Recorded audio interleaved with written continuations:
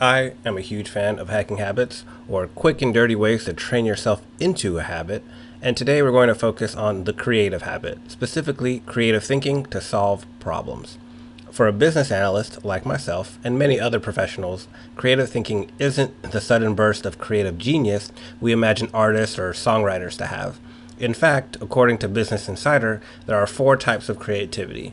For us, creative thinking falls into the cognitive and deliberate block in the creativity matrix.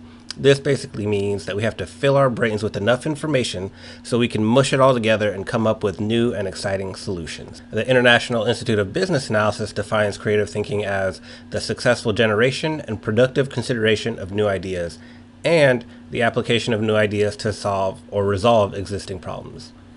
There are three exercises that I use to help the creative thinking process along so I can generate new ideas and use those ideas to kick current problems in the butt.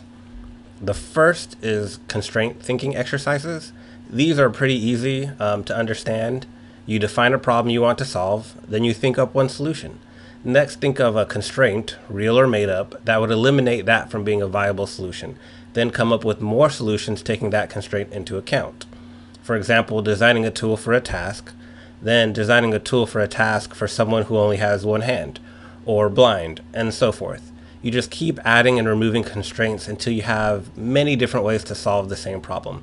Once you have them, the final solution will likely be a hybrid of several of the solutions that you came up with, which will likely be better than any one of the solutions by themselves. Constraint-based thinking helps foster outside-of-the-box thinking, and it's actually very similar to the next type of exercise, resource-based thinking. This is another approach, which is basically working with what you got.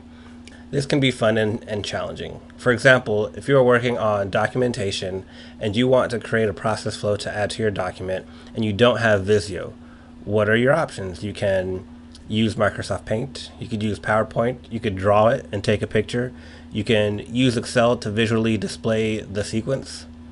Basically, you take a tool that wasn't designed for process modeling and you use its features to accomplish the goal.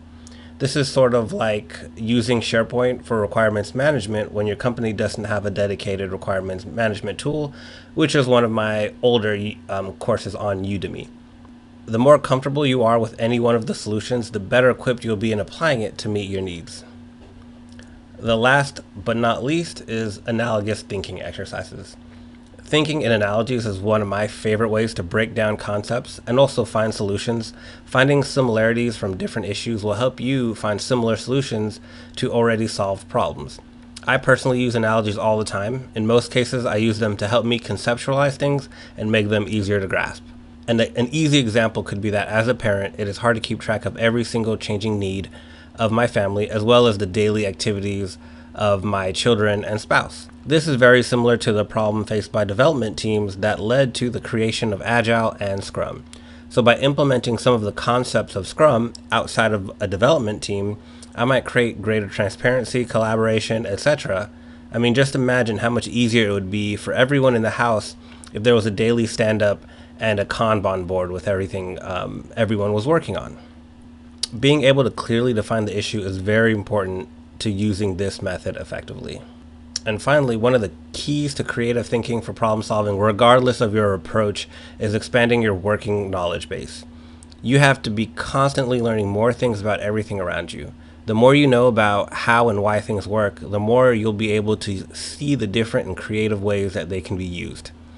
Practice using these approaches in everyday life, whether it's creatively finding ways to get more exercise into your everyday routine or finding better solutions for the companies you're working for. The more you do it, the more of a habit it will become.